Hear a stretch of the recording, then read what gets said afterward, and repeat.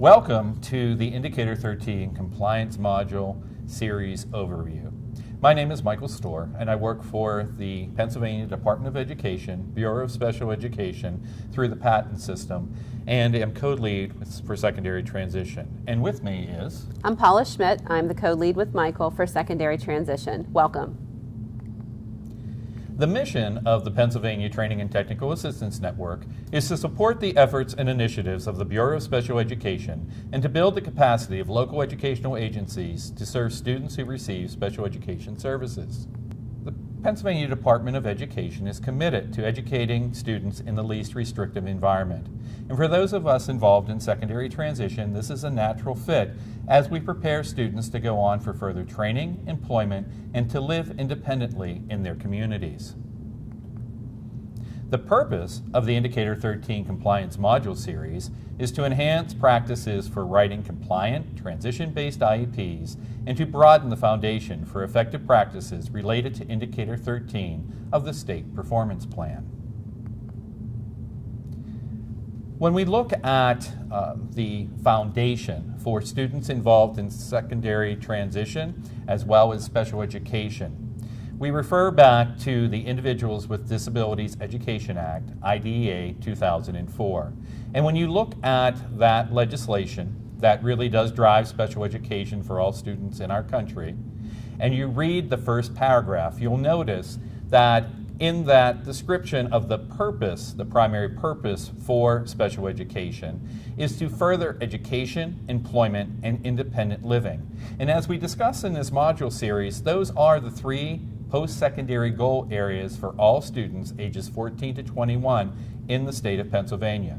Again, further education, employment, and independent living. So what exactly is secondary transition? And again, this is referring to IDEA 2004.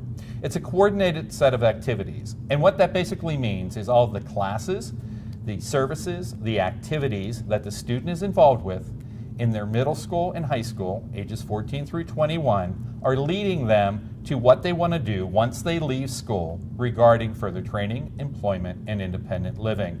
And everything that student is doing in their middle school and high school program should be facilitating those final post-secondary goals. This slide talks about the state performance plan and the 20 indicators. And what this is referring to, IDEA 2004 is a really lengthy document. And there are lots of regulations and directions listed in IDEA 2004 to ensure that students that have disabilities are successfully educated in our country. So the SPP indicators are a way of breaking down IDEA 2004 into sections. And what you'll notice on this slide of these 20 indicators or indications of how well both a LEA, a school district and charter school, as well as the state as a whole is doing to meet those requirements of IDEA 2004, they're listed here. And you'll see that the ones that are in red, those are related directly to students of transition age, 14 through 21, in our state. So you have graduation and dropout, indicators 1 and 2, and that is really to make sure that we are increasing graduation rates for students that have IEPs, that receive special education services, and that we are decreasing dropout rates. We also really do emphasize family involvement. So indicator 8, it's crucial that families take an active role in the transitioning process for their sons and daughters. Then we look at indicators 13 and 14. And indicator 13 is really the basis for the transition programs and services that students are receiving in our state ages 14 to 21. Now you'll notice on this slide it says 16 to 21. That's referencing IDEA 2004, the federal law. In Pennsylvania, our state has taken a more restrictive or a more enhanced version of that.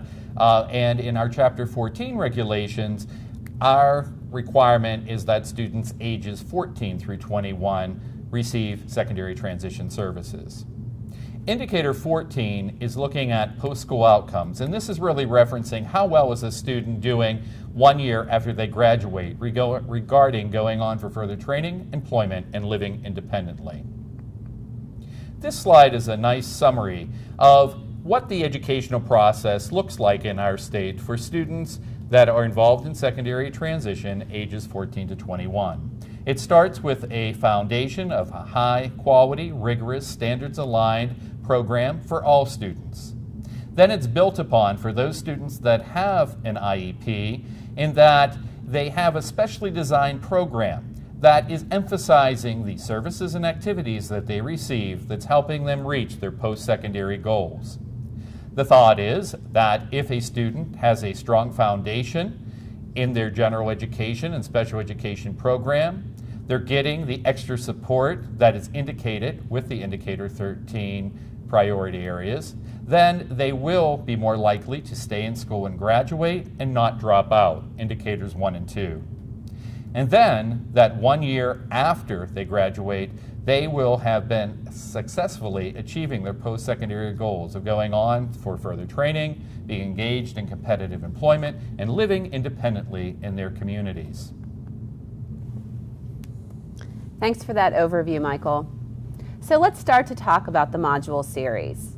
Approximately once every 6 years, representatives from the state come into each LEA and charter school to complete a cyclical monitoring for continuous improvement. And what you see on the slide in front of you are all of the questions that directly relate to transition. What we've done with these questions are turning them into modules in order to help you as a teacher, as a supervisor, as a district, help stay in compliance when you are writing your IEPs. And again, these are all focused on transition. So for example, our Module 1 is going to address questions 246 and 247, which include agency invitation and participation and student invitation to the IEP meeting. Our Module 2 is going to address question 289, which is on age-appropriate assessments. Module 3 is going to be looking at post-secondary goals for education and training, employment, and independent living. Module 4 is going to look at whether or not you are writing post-secondary goals that are updated annually. Module 5 encompasses 3 of the questions, which are all related to the transition grid. So it will be looking at whether or not your transition grids are completed correctly, courses of study are completed correctly, and the activities in the grid are listed in all 3 of the areas, which include education and training, employment, and independent living.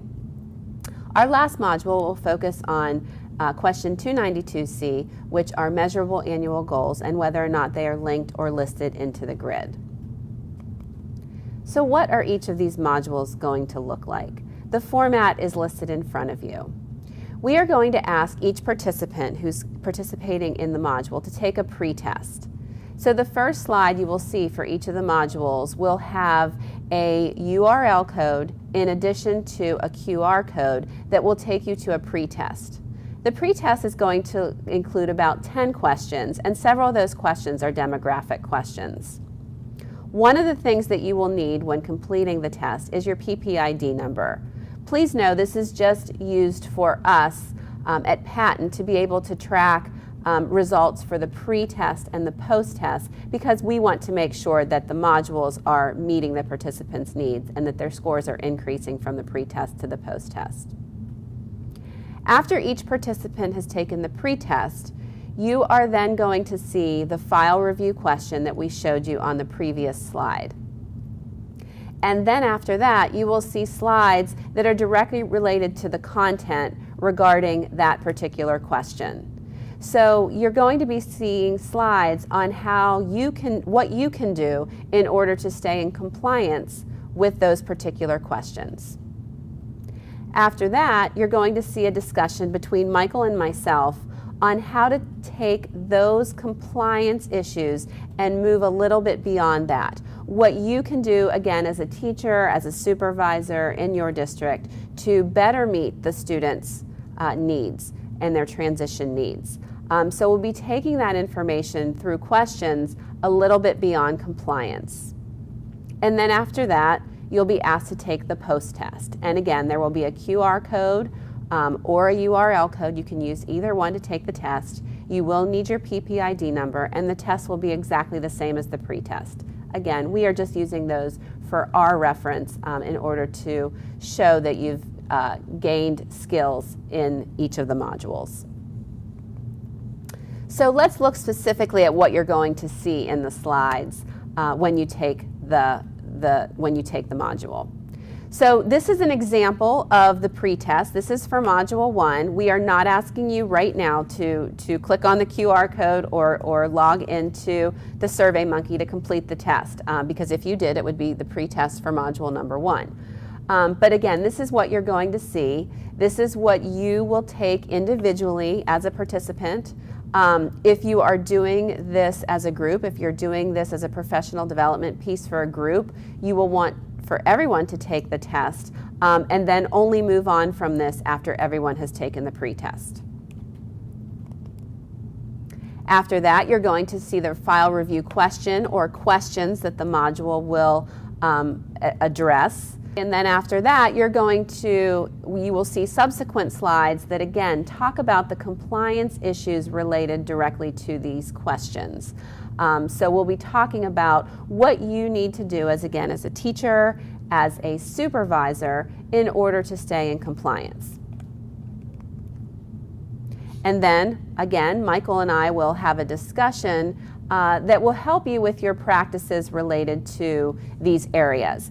And again, some of these questions will take it beyond compliance and talk more about best and effective practices that you as a teacher and or a supervisor or in your district can do to better serve the needs of students who are of transition age. So let's go ahead and look at an example of that, just given this overview module that we're working on. Perfect. Paula, what is the purpose of the Indicator 13 Compliance Module series? Michael, the purpose of this series is really for teachers or supervisors, whoever you want to take these modules, to help them enhance their IEP writing skills that are directly related to transition. And we're giving them information in order to not only write compliant IEPs, but also enhance their practices, their best and effective practices, again, in meeting students' needs who are of transition age. Great. Who's supposed to participate in this series? Well, I don't have an easy answer for you for that one, because it's really going to be up to the LEA. There are many different ways that you can utilize the modules in this series. So let me give you some examples. Let's say you are preparing for the cyclical monitoring for continuous improvement. Your district is preparing for the audit. You might want to have all of your special education teachers who teach transition age students take these modules. That would be one way you could utilize it. Let's say you've already come through cyclical monitoring for continuous improvement. Let's say you went through that process last year and you did well, but you've hired a couple new teachers and you want to make sure they're astute with the information for transition. So you could have your new teachers take the module series. The other thing you can do is you don't have to feel like all of your teachers have to take all 6 of the modules. It's okay if you are a director or a supervisor and you've been spot checking your IEPs and you see maybe an area of weakness your teachers are having, you can just ask your teachers to take one of the modules. That's fine. We are asking that everybody watches the overview before they even take one, but you can just take one of the modules. And each of the modules is only about 10 or 15 minutes in length, so they're not going to take a lot of time. They're definitely something that could be done during a planning period or quickly after school. What if an LEA is involved in the more formalized Indicator 13 training? Is it possible that the patent and IU consultant could use this as part of that training? They could, and we would recommend that you work with your IU or patent transition consultants to figure out how you could incorporate these modules into that training. These could be used as an overview, maybe for each piece. Maybe after that, the patent or transition consultant would want to come in and do a face-to-face to look at particular IEPs and give additional information. Not all of the information that we want to say about each of these modules are contained in the modules, because there's a lot more information we can say face-to-face. There's a lot more instruction that we can do and professional development we can do. These are kind of snapshots for that area, for each of the areas. Remind us again, how many modules are there in the series? Well, this is the overview that, again, we're asking everybody to watch, and then after this one, there's a total of 6 modules. After someone completes a module, what happens? Well, again, that's really going to be up to the districts. If additional professional development is needed, please contact your IU or patent transition consultants. But if you as a special education director or a supervisor or a transition consultant want to see the results of your pre-tests and post-tests that your teachers have taken, we have set up an email address that you can access in order to get that. So we're asking you to write an email to transitionmodules@patentpgh.net. And again, we can get you that information if you want that. Great. What other trainings in Indicator 13 does Patent or the IUs offer? Okay. We have several trainings, and they all look different depending on which IU or patent consultant you work with. We would suggest that if you need additional trainings in Indicator 13, contact your patent or IU transition consultant. If you don't know their information, we're going to be showing where you can get that on the last slide. And they'll help make a plan with you and your teachers for the professional development needed. Great. Thanks, Paula. Okay, great. So that gave you a little bit of an example of what our question and answer discussion is going to look like. And then after we're done with that piece, you will be asked for each of the modules to complete a post-test. Again, we're not asking you to do that right now because, again, this would take you to the post-test for Module 1. But when you've completed a module, you'll be asked to either click on the QR code or type in the URL code into your browser and take the SurveyMonkey post-test. So that completes our overview for today. Again, if you have any questions, please contact your IU or patent transition consultant. If you don't have their contact information, you can find it at the secondarytransition.org website under Secondary Transition Directory. And again, if you are a supervisor or a director and want your pre and post test results, please send an email to transitionmodules@patentpgh.net. Thank you very much for your time today.